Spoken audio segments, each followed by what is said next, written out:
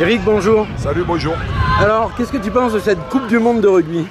Écoute, Coupe du Monde, événement fantastique, hein, la planète est ovale, bien lancé pour les Français, même si on peut dire des choses sur le match, mais l'essentiel en Coupe du Monde c'est de gagner, un point de plus que les autres.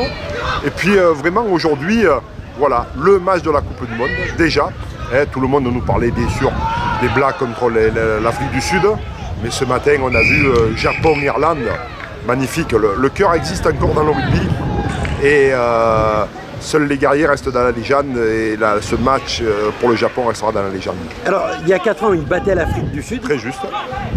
Et cette année, il crée encore la surprise. Ouais. Toi, tu justifies ça par l'envie, par le cœur.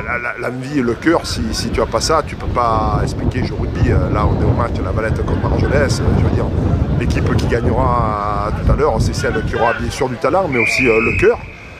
Là, les Japonais, on les connaît depuis toujours. On ne va pas revenir sur des événements dramatiques de la guerre et ainsi de suite, même fait au niveau du cœur et du combat. C'est quand même une nation qui a toujours historiquement été au rendez-vous. Moi, je les ai... c'est quand même une très vieille nation aussi qui joue au rugby, hein, puisque moi, à l'époque de la préhistoire, j'ai joué contre eux. Et déjà, même si le physique, le talent n'étaient pas complètement au rendez-vous, au niveau du cœur, de l'envie et de l'appétit, ils étaient là. Bon, et pour la suite, comment tu vois l'équipe de France? Écoute, moi je la vois correctement. Je pense que cette équipe, peut-être depuis longtemps, est équilibrée, c'est-à-dire avec un paquet d'avant qui se veut quand même un peu conquérant, avec des joueurs qui sont capables de semer le trouble chez l'adversaire. Je pense à des garçons comme Penaud, essentiellement, avec des joueurs à la mêlée, des joueurs de talent. Écoute, voilà, rendez-vous contre les USA dans 2 jours, je crois. Ouais. Soyons vigilants parce qu'il n'y a jamais de match gagné d'avance. Et puis après, il y aura encore quelques beaux rendez-vous avec le point d'orgue contre l'Angleterre et peut-être une belle route pour les phases finales. Eh bien, écoute, je te remercie. Je te dis à bientôt. Salut, ciao. Salut. Bonjour Thierry. Ouais, bonjour. Alors, quelques jours après le début de la Coupe du Monde, tes impressions sur les premiers matchs? Je me régale de regarder quelques équipes qu'on ne s'attendait pas, comme l'Uruguay, comme le Japon ce matin. Et puis après, il y a des matchs qu'on a plutôt plus l'habitude de voir, donc c'est pas la même chose. Allez, 2 minutes sur le Japon ce matin. Surprenant, quoi. Ah oui, surprenant, et surtout fabuleux. Ils ont fait un match extraordinaire. Ils ont étouffé les Irlandais, c'était vraiment super. Il y a 4 ans, ils créaient déjà la surprise en battant l'Afrique du Sud. Ouais, donc c'est pas juste un coup de hasard, hein. Je crois qu'il y a une continuité dans ce qu'ils font. C'est que le niveau du rugby mondial se nivelle. À ce niveau, on ne peut pas aller jusque-là parce que quand même il y a les grosses équipes qui sont toujours là, mais effectivement les équipes qu'on appelait qui étaient plus faibles commencent un petit peu à monter un petit peu, effectivement. Qu'est-ce qui t'arrive pour l'équipe de France d'après toi dans le prochain grand rendez-vous, c'est l'Angleterre? Ouais, on espère un quart de finale, hein. Ce serait un truc sympa, mais après bon. Le prochain gros rendez-vous, c'est l'Angleterre? Oui, c'est ça, c'est l'Angleterre, tout à fait. Bon. Mais après, on espère que ce sera compliqué quand même, ce sera dur. Merci. Manuel, bonjour. Bonjour Laurent. Alors, on te rencontre quelques jours après le début de la Coupe du Monde de rugby. Quel est ton sentiment sur l'équipe de France?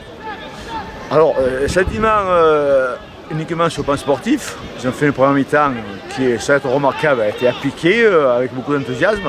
Alors, l'intégration, est-ce que c'est les Français qui ont bien joué ou les Argentins qui ont déjoué? La seconde mi-temps, on a vu l'équipe argentine un peu plus entreprenante. Les Français qui n'étaient pas à la rupture mais qui étaient en souffrance. Mais bon, l'essentiel est que par rapport aux mois qui ont précédé cette Coupe du Monde, il y a eu, pour moi personnellement, un élan de plus, une envie, une tonicité de jouer qui a été favorable aux Français et je crois qu'ils sont en progrès. Le prochain gros rendez-vous, c'est l'Angleterre? Ah, énorme. Parce que les Anglais vont vouloir assurer leur qualification contre les Français. Parce que là, l'Argentine qui sera bientôt leur prochain adversaire pour les Anglais, sera peut-être une... Donc en gagnant les Français, ils s'assurent une qualification presque certaine. Mais les Français aussi. Donc Les Anglais, c'est quand même, c'est toujours pareil, de toute façon, quand tout va bien, mais si on arrive à les dérégler, tout est permis. Après, c'est vrai que les Anglais font figure d'épouvantail dans la poule. C'est structuré, c'est joué ensemble depuis longtemps, c'est solide, ça envoie du jeu, ils ont des joueurs derrière maintenant qui ont la capacité de franchir. Ça sera un test difficile, mais est-ce que le repos, alors moi ce qui m'inquiète le plus, ou peut-être pas, c'est les 12 jours de repos. Est-ce que c'est salutaire ou pas salutaire? Moi ça m'intéresse un peu. On en parlait ce matin avec 2-3 anciens joueurs, tout à l'heure, même Doudou et Richam. Est-ce que les 12 jours c'est pas trop ou pas assez? Enfin, je ne sais pas si à ce niveau-là, de jouer tous les 5 jours, c'est pas mieux que de... C'est un peu l'interrogation. Les Anglais auront 2 matchs de plus. Ouais. Est-ce qu'ils seront ou fatigués? Voilà, un peu. Mais après, sur les forces vives des Français et des Anglais, c'est vrai que nous, on n'est pas favoris. Mais on a toujours aimé les défis. J'espère que ça continuera. Alors, il y a 4 ans, les Japonais créaient la surprise en battant l'Afrique du Sud. Et ce matin, ils ont récidivé en battant l'Irlande. Comment t'expliques ça? Moi, je ne veux pas faire un 5 combattant, mais c'est une équipe qui me rappelle certaines bases que des clubs avaient à l'époque. Donc je pense avoir fait partie. Enthousiasme, jeunesse, envie, jouer pour le maillot. Ça, je l'ai vu, ça s'est vu il y a 4 ans contre l'Afrique du Sud. Et ça s'est vu ce matin encore. Ce matin contre les Irlandais qui sont quand même la première équipe mondiale. Et puis il n'y a rien à dire. Ça joue les ballons, ça joue, ça on dirait qu'eux ils sont 30 et que l'autre est 15 contre les Irlandais. Par contre, alors, il y a 4 ans, ça s'est fait, mais bon, ils ont gagné 2 fois et ils vont se qualifier. Et alors, un plaisir à voir, Et puis, il y a 5-6 mois, où il y a un an, tu as fait Mazul, mais c'est parmi les qui t'ont mangé. Donc le Japon, attention, c'est des équipes aussi. Comme l'Argentine, il y a 5-6 mois, c'était vraiment, d'après moi, mieux que ceux qui sont en ce moment. Les équipes sont devenues parce qu'ils jouent, moi je dis, ils jouent pas comme un club, mais avec une certaine envie, avec un amour du maillot. Je ne veux pas faire le combattant, mais ça se reprend. Ils ont une nation, ils sont prêts, on les voit avant de rentrer sur le terrain.